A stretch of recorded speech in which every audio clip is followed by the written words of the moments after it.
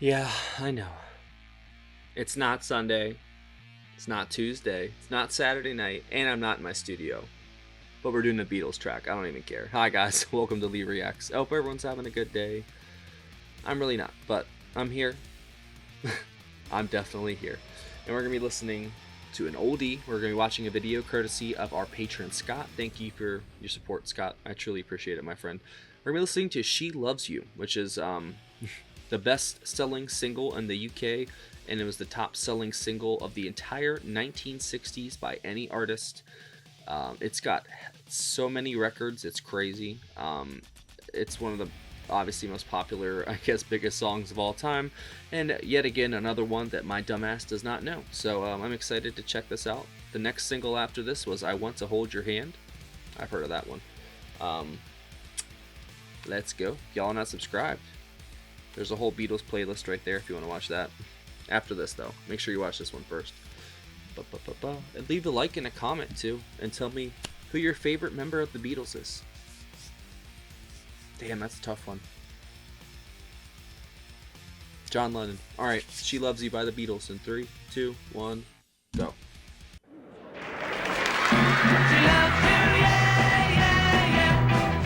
Oh, it's live, too, by the way.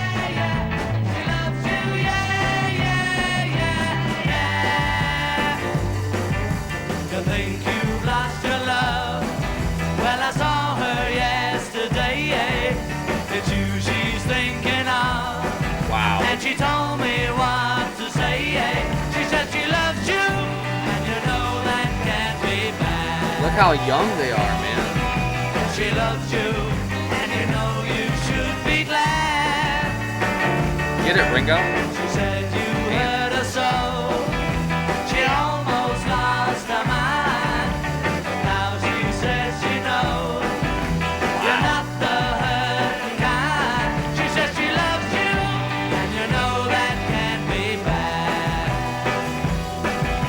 She loves you, and you know you should be glad. She loves you, yeah. He's got such a unique playing style, Ringo. With a love like that, you know you should be glad. You know it's up to you. I think it's only fair.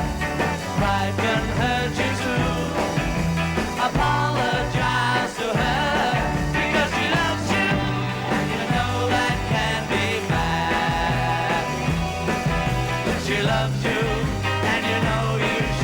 God, he works that fucking hi-hat, bro.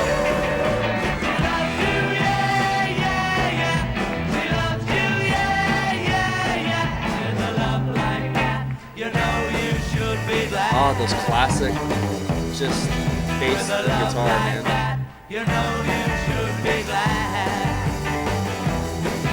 With a love like that, you know you should be glad.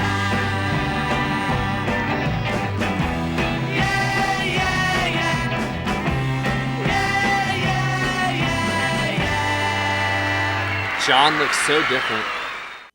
They all look so young, but John looks completely different. That's crazy. Well, that was short, sweet, and to the point. And that kind of worked for me today because I'm running low on time. And I wanted to get something for y'all to watch today. And this was one of the shorter requests that we had, so I went for it.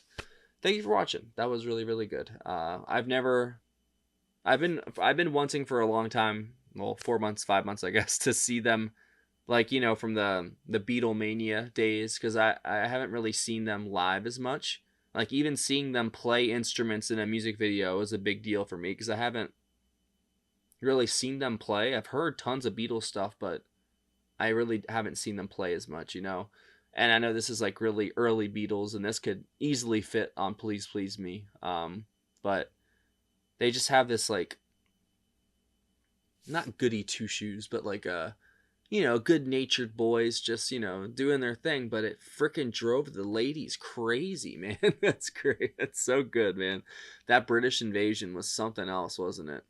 I mean, I wasn't there for it, but I can see the results now, you know, 50 years later, 60 years later, and it's interesting, right? You know, I think the most everlasting one obviously would be the Beatles, and then I guess the the Stones. You know, I'm trying to think like the most influential British, rock British invasion. I mean, the Kinks, they were a big British band. I don't know if they made it big over here though. You know, there's tons of bands that started over there and then came here. Obviously, the music, not came, the music got here, and and like I look at, they have like different Beatles albums for America compared to over in the UK, which I think is crazy. That like that Butcher cover or whatever is worth like tons of money now. That's like the US one for Yesterday. What was it called? Oh man, I forgot. Now I'm on the spot. Was it Yesterday and Today? Is that what they called it? It's like almost like a just a mix of two albums and some singles basically. Say music, I'm just not used to that. I'm used to like CDs and like tapes, and then like even like iTunes eventually. Everything was standardized and everything was the same across the world. There might have been like bonus tracks for different countries or something like that. I know that in Japan, a lot of bands would put like an extra track for the Japanese release for some reason. I guess that's just to like get them to buy it or something. I don't know, but it works out, I guess. Obviously, this was great. The harmonies are just so on point, dude. Every single time. It doesn't matter if they're in 1963, like I think this one was, or 1970. It doesn't matter. The harmony is always there, and the that goody kind of vibe definitely left them by the time I like the stuff I've listened to, other than like Please Please Me, everything post I guess Rubber Soul and all that, which I haven't heard yet, is very, different compared to this era of the Beatles. But I still think it has a lot of merit in it. You can see the seeds being planted of what they would eventually become here, because they started off huge basically, and then they got so big that they're like, nah, we're not doing it. We can't even hear ourselves play. Like we're not touring. That's crazy. That imagine that power and that fame that they had, and they could just leave and then go record Sergeant Pepper and then drop it on everyone's asses. Like it's amazing.